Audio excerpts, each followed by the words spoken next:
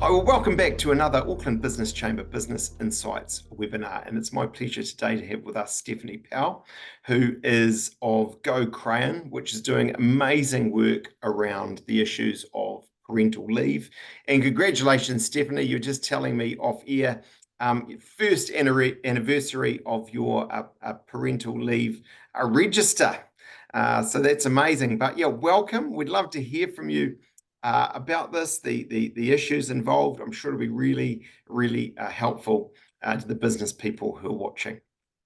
Thank you so much for having me today, Simon. And I'm really excited to share this with the Auckland Business Chamber community. Parental leave is one of those curly parts of employment law. And so hopefully I can give it more guidance of what you need to do as an employer.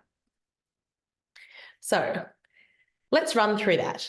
And really, we'll cover three things. The first is why parental leave matters, an overview of the statutory entitlements, and then what does delivering a great experience look like, particularly in tough economic times as an employer.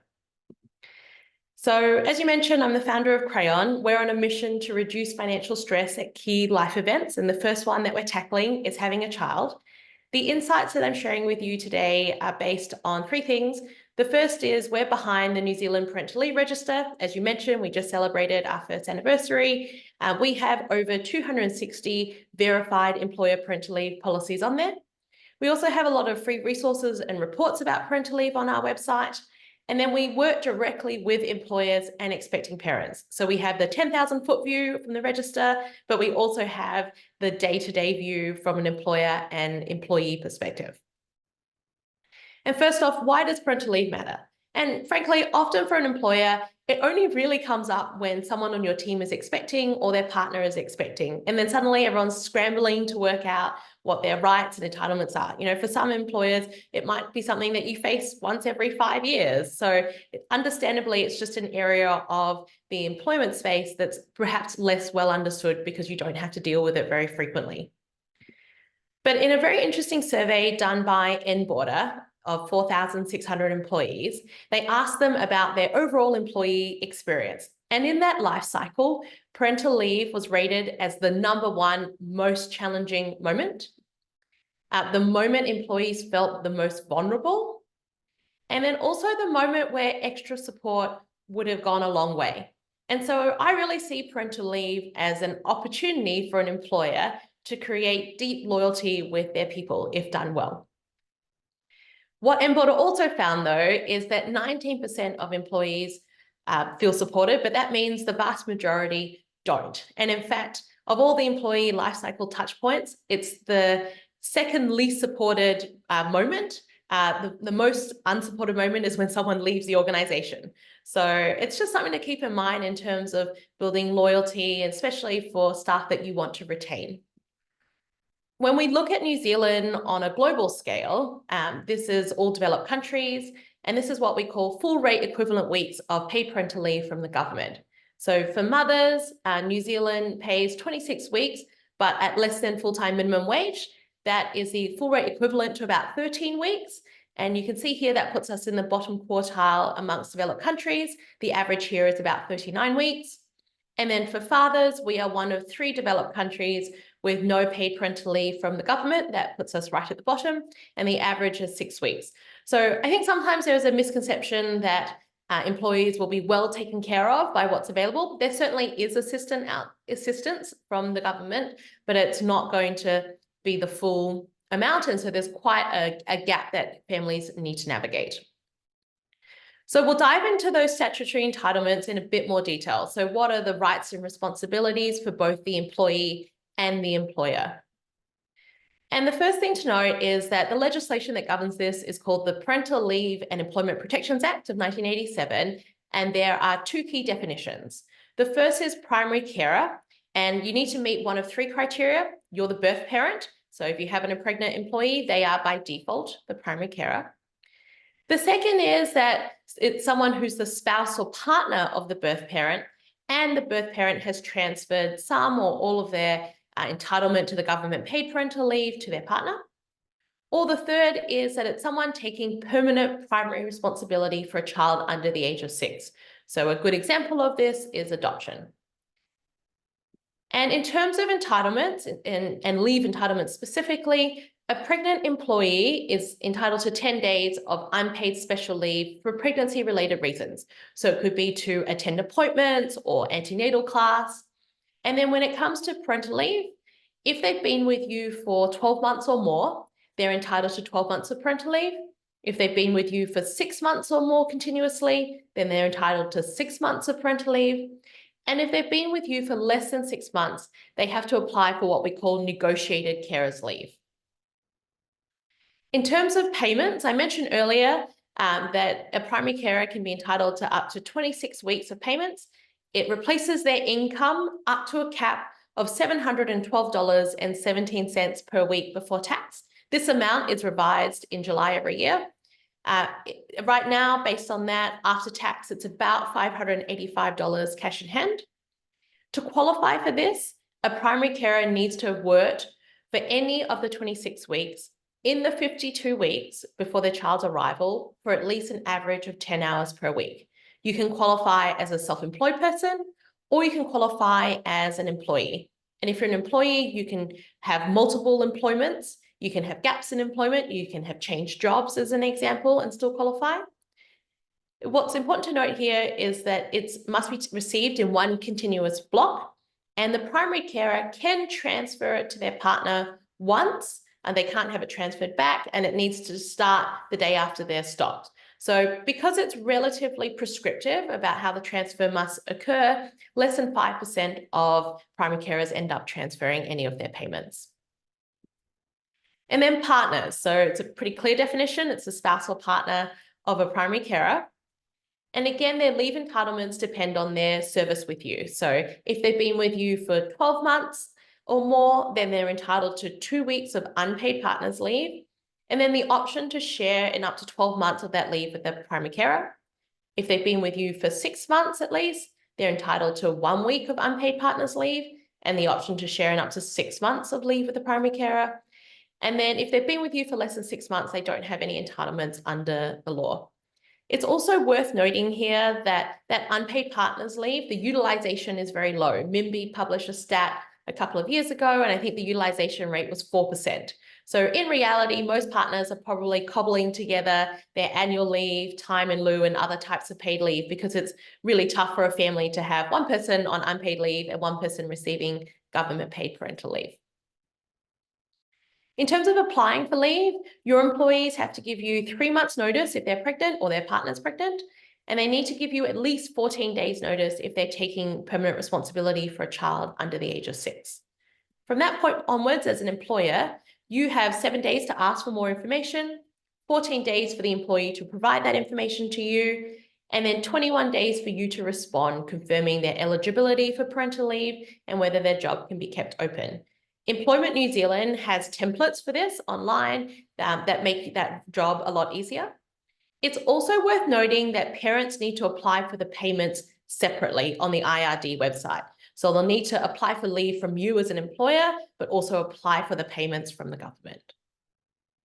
In terms of health and safety, particularly if you have staff in very physical roles, if pregnancy impacts their ability to do their job properly or adequately, in the first instance, you need to look to transfer them to another job or alternative duties. If that's not possible, then you can require them to start parental leave early, but that can extend the amount of unpaid leave they're able to take. And Employment New Zealand outlines that on their website.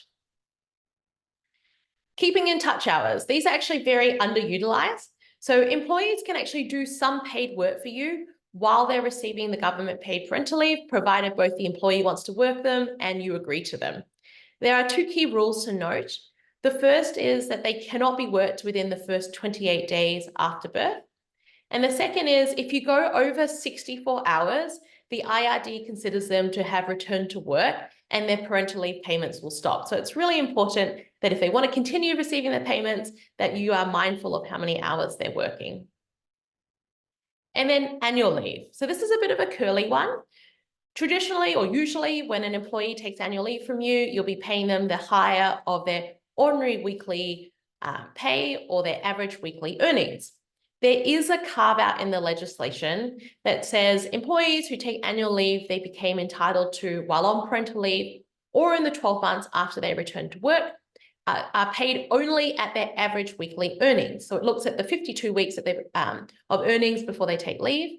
That average includes time they were on unpaid leave, and it doesn't include the government payments. So actually, we get parents writing to us saying, I didn't realize I took annual leave after coming back from parental leave and I got paid $6 an hour. So to use a really extreme example, if you have an employee who takes 12 months of parental leave and they receive only the statutory entitlements, when they come back to work, if they take annual leave that they became entitled to while on parental leave, then it would be paid close to zero. And obviously the value of that leave goes back up the longer they've been working. So it's just something potentially to make your employees aware of. It's also worth noting that there are special entitlements or separate entitlements under the legislation for these situations. I won't go through them in the interest of time, but I want to just flag them, and that you can go onto Employment New Zealand or onto our website to find out more details of what happens in some of these circumstances, particularly in the current environment. You know, if a job scope needs to change or there's redundancy, etc., or someone needs to come back early, etc., you can find details on how to facilitate that. So then we come to the last part, which is how do you deliver a great experience without breaking the bank? And I want to acknowledge that a lot of employers are finding it tough at the moment. I'm also an employer and a startup, so I understand that sometimes resources are really constrained, but you still want to be able to take care of your people. So I want to run through some ideas on how you can do that. The first one is around process. This doesn't technically cost you any money. And although it sounds obvious, we always suggest that people ask a simple question. What do you need? One of the things we see, or common mistake in this in parental leave, is that people make assumptions. Oh, they're on parental leave. They won't want to hear from us at all. Let's just leave them alone. And that might be the case for some people, but for other people, they may want to remain connected to the workplace. They may want the intellectual stimulation beyond changing diapers and feeding. So have very explicit conversations of what do you need? What do you need during this pregnancy if they're having physical discomfort? What do you need on the way back into work to smooth that transition for you? And I think you'll find that actually often expectations, they're not asking for sun, moon, and stars. You know, some of these people are quite reasonable in our experience in what they need. The second is to walk your staff members through their rights and responsibilities. It can often fall on the employee and their manager to figure it out, and it's quite a lot of work. It means that people have to go through multiple websites. You've got to go through Employment New Zealand, IRD, go down the Reddit or the Facebook rabbit holes, ask friends, Google. Some of that information isn't always accurate. And so the more you can provide guidance in that situation, the better that experience will be. And it really demonstrates your care for them. And lastly, having clear expectations and open communication. So in addition to asking, what do you need, have some proactive conversations. So how do you intend to keep in touch? Do you have a non-work email for them to contact them on, or a non-work phone number, as an example? If you do regular pay reviews, how will that work while they're on parental leave? If they've got tools of the trade, what happens to them on parental leave? Can they keep their laptop, or do they need to potentially buy one right when they're going on parental leave? And again, it's just having those explicit conversations. And the earlier you can do that in the process, the better. The second is helping them optimize what is available to them. So if possible, letting them use their annual leave before parental leave if they want to realize the full value of it. Giving examples of how keeping in touch hours can be used. So it could be, look, we run quarterly offsites and we'd like you to be part of that. Or actually, we could use those to facilitate your return to work. So it's a smoother transition, etc. You know, having proactive conversations on that. And then making them aware of what else is available to them. So they can get Best Start payments. These are administered by the IRD. They're available to all families, regardless of family income, in the first year. So they start after paid parental leave from the government has finished. It's $72 a week, and then it becomes means tested once their child turns 1. From the 1st of July this year, the government will be making KiwiSaver contributions on paid parental leave. This is a new initiative. The thing to note about this is, unlike being a regular employee where KiwiSaver is the default, when it comes to paid parental leave, the default is to not be opted in. So an employee has to actually actively tick a box to say, yes, I want KiwiSaver deducted from my paid parental leave to receive the matching payment from the government. And right now, 85% of paid parental leave recipients do not have KiwiSaver deducted. So again, I think a lot of this is making them aware of what's available so that they feel like they're being taken care of. Flexible working, in just about every survey that you see from working parents, flexible work is right up there. And this is sometimes where small businesses can actually do a better job, or at least as good a job as large businesses. You can be more nimble and more responsive to individual needs. So when someone is pregnant or adopting, etc., how are they going to attend appointments? Do they need to take unpaid time off work, or can they flex their work around? And I understand that that will depend on the nature of the work that they're in, but to the extent that you can allow them to work flexibly to meet the needs of pregnancy, adoption, etc., that's very valuable. The second is on the way back in. What temporary arrangements might they require? Could they need maybe a bit more working from home at the beginning? Or do they want to ramp up their hours? Often we see people start at 2 days a week, then 3, then 4, then go back to 5, etc. So is there some sort of temporary arrangement that would help them with that transition? And then a more permanent arrangement. Sometimes priorities change after a child arrives. Is it that they're looking for permanent part-time or permanent flex hours, etc.? And is that feasible for you and the role and the person? And then lastly, enhanced benefits. If you do have some budget, here are some things we do see employers do. One is additional paid parental leave. You saw those charts at the start in terms of what people get from the government. Often having a bit of extra paid parental leave makes a significant difference for families. I mentioned how annual leave works after parental leave. We're seeing employers on the register, about 60% of those on the register opt to pay just the ordinary weekly pay. So instead of taking that haircut, they just say, look, we'll just pay you a normal salary when you take annual leave when you come back. And we're seeing about 2/3 of employers on the register do some sort of voluntary employer contribution when it comes to KiwiSaver. In New Zealand, the average KiwiSaver balance for women is about 25% lower than it is for men's. Part of that is because of the time women take out of the paid workforce. So we're seeing some employers acknowledge that and make a proactive contribution. And then it might be special touches. It could be, look, meal kits, plans go out the window when babies arrive. Here's a week of meal kits to help you out, or a little baby shower at work, or a gift. And again, they don't have to be extravagant, but it's a way to demonstrate care. And then lastly, before I turn over to Simon for questions, is how can we at Crayon support you? We recognize that employers are at all sorts of stages of the journey when it comes to parental leave. And in fact, the majority in New Zealand still provide the statutory entitlements. But we also hear from a lot of employers who want to do a bit more or want to do that better. So on our website, we have a lot of free resources, guides, benchmarking, etc., about what you can do that's available. We have that parental leave register. This is a snapshot of it. You can go on there and get some inspiration. It's not just the big end of town. We have employers with just a handful of employees on there choosing to be transparent, and we would invite you to join. The register is really there because we know it's an awkward question to ask about in a job interview or even to a current boss. And so we want to make that information freely available.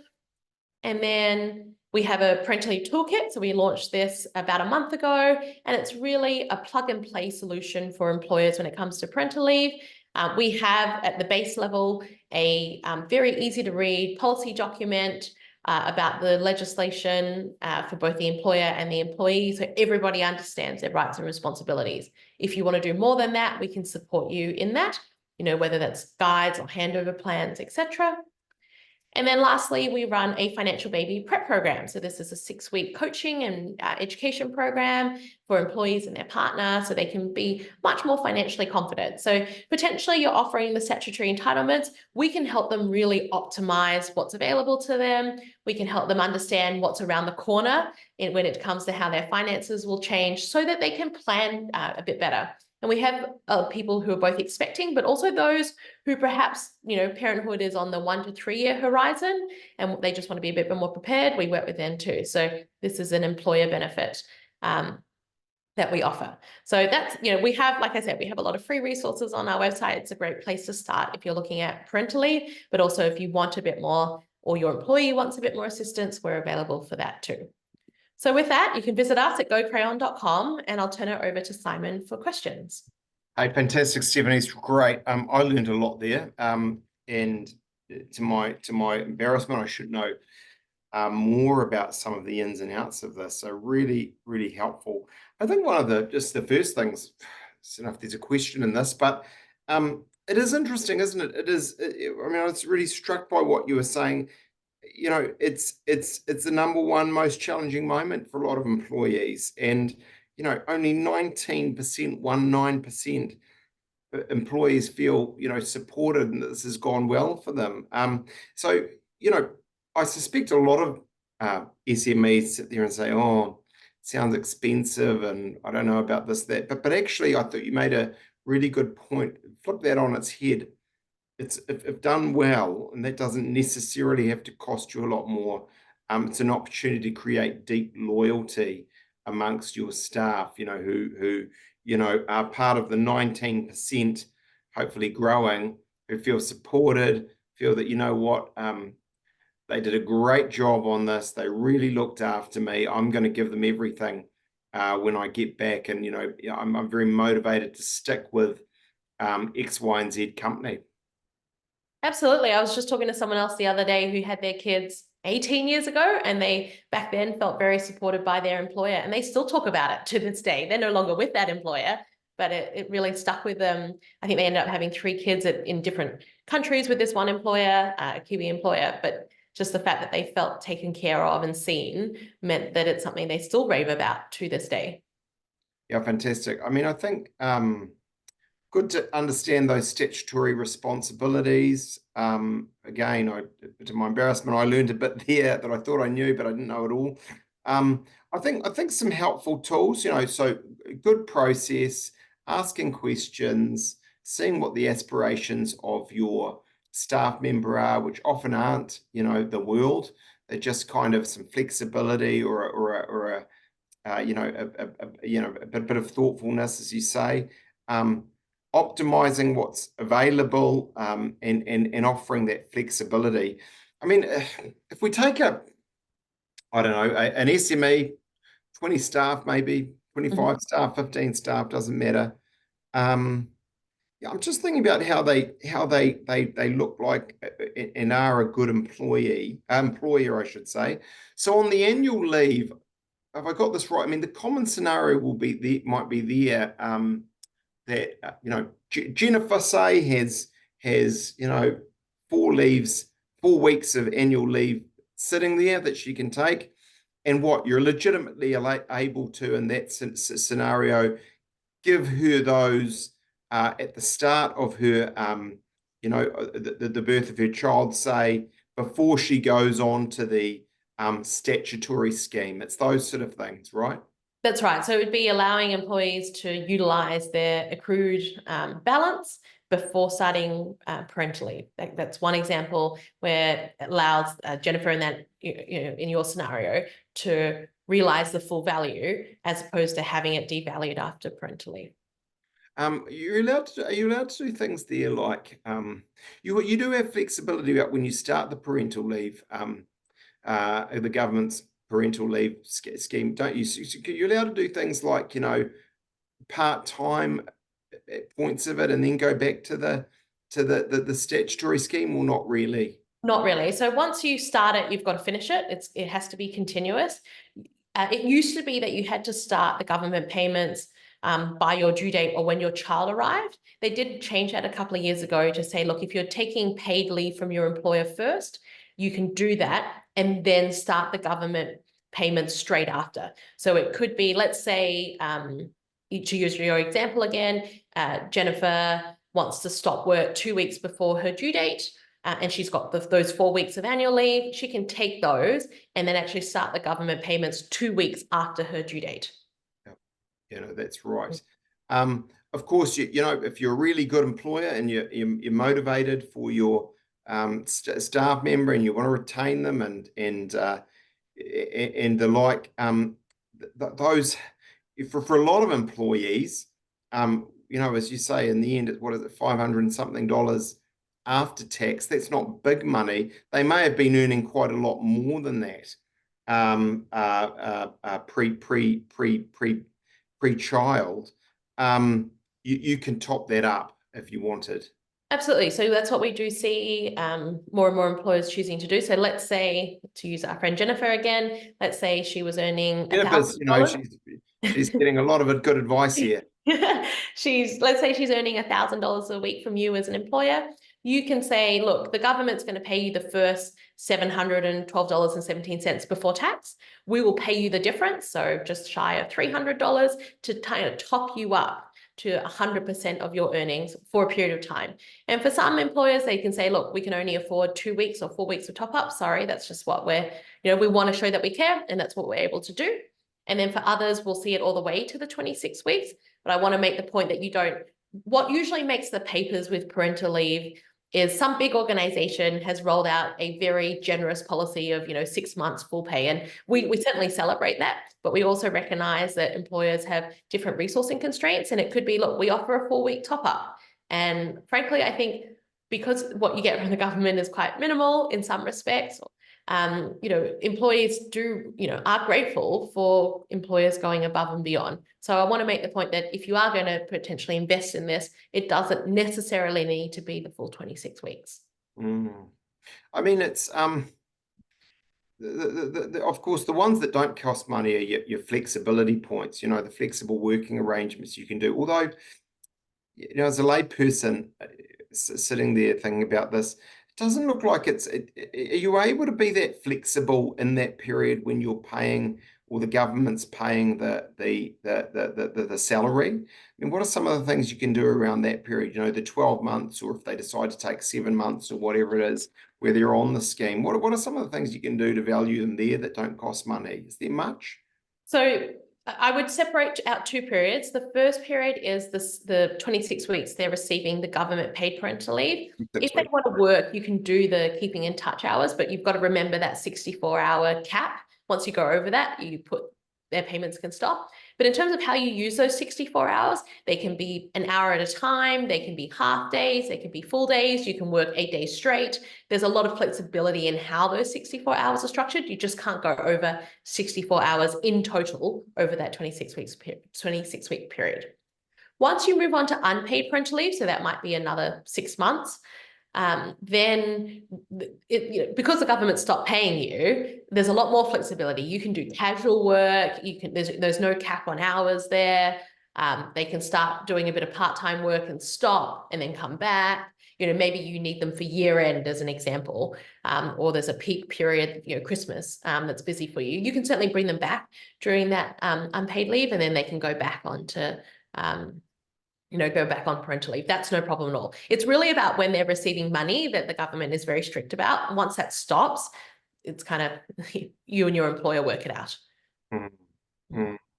Yeah, no, that's fascinating, and I would certainly encourage businesses to be looking at that. I mean, there'll be some roles where the ability for flexibility is not as great as others, but for your average, if there is such a thing, office role, I would have thought there's a lot of room for flexibility, and the priority of keeping your employee that you value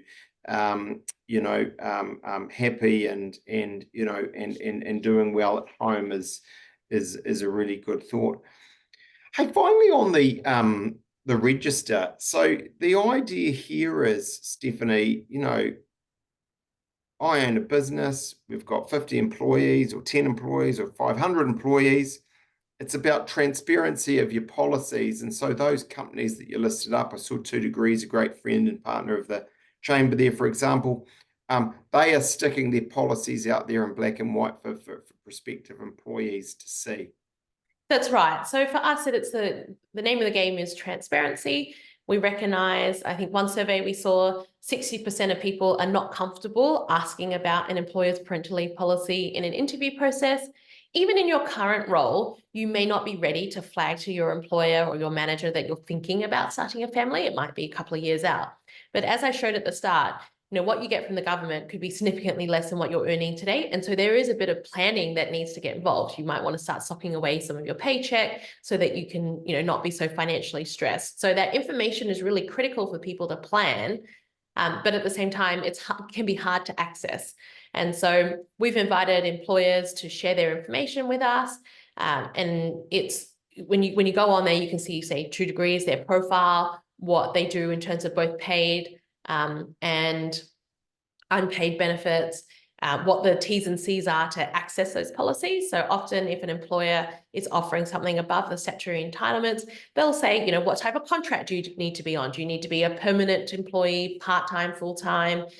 Do you need to work for us for a period of time to access those benefits? Some of them make those benefits available from day one, but again, making sure you're clear on the eligibility criteria. So all that information is freely available on there. For us, it's not about ranking or rating employers. We've been really clear at the start that we're not interested in that.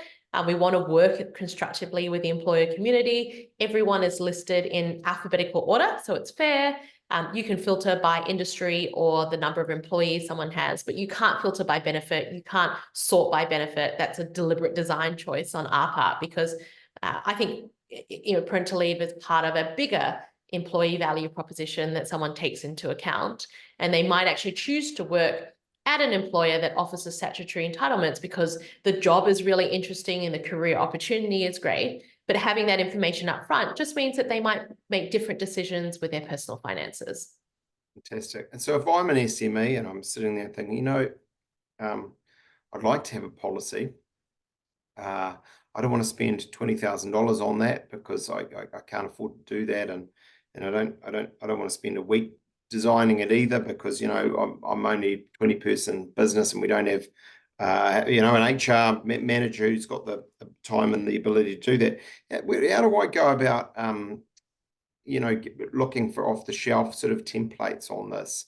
I might have got this wrong. Do you have those? Or if not, is it MB and various other outfits?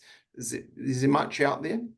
That's why we created the toolkit, because there wasn't much out there. So we want to make it easy for employers. We know you've got other things to do. This is what we do every day. We live and breathe it. How can we make it much easier for you and also give you confidence that you've been thorough in your approach? We see, I've personally read every policy on the register plus some. Yeah. So we see lots of variations, and we want to be able to say, look, this is the menu of choices for you, ranging from statutory entitlements to a little, what does good, great, and excellent look like? How can we give you guidance there that's right size for you? So working with us, we have a base package, which is just the statutory entitlements, but it's all in one place. It's one source of truth for you and your employee to really navigate this process. If we think about that experience piece, and that's on there for less than $300. If you want to do something enhanced, we have a toolkit for $2,500 that really walks you through creating the policy. It spits out the policy template. It gives you a costing. We run the numbers so that you can budget for your business. If you need to go to a board or exec, we have a template so you can make the business case, etc. So that's available. It's really about how do we help you get that off the ground. And then the third package we have, which is about $5,000, includes everything I've mentioned, plus the experience piece, a handover template, a employee guide, a manager guide, really nicely drafted confirmation letters, application form. How do you run parental leave on a day-to-day basis? And so that's available. And look, I'll be frank, if there are bits that you want from one package but not the other, we're open to having that discussion. We're not going to force on, we recognize that people have different needs. Sometimes we'll talk to employers who've started the process and then they just want a bit of extra help. So we'll talk to them about that. And I would say more broadly, Simon, if people have a question or want to get in touch or have a chat, we're always open. We love working with employers and with parents on making that process a lot better. Fantastic. Well, I hope, and I'm sure people will. Finally, listening to you though, so you are now a bona fide, a serious expert on paid parental leave. Why did you get into this and form Crayon? So I have a finance background. It's what I studied and worked in for a number of years. And then I had my first child 5 years ago. And, I'm financially literate, and I found that there were a lot of financial surprises around the corner that no one really tells you about. When you're pregnant, people might talk about prams or maybe childcare or what have you. But there was so much I had to learn the hard way, to be frank.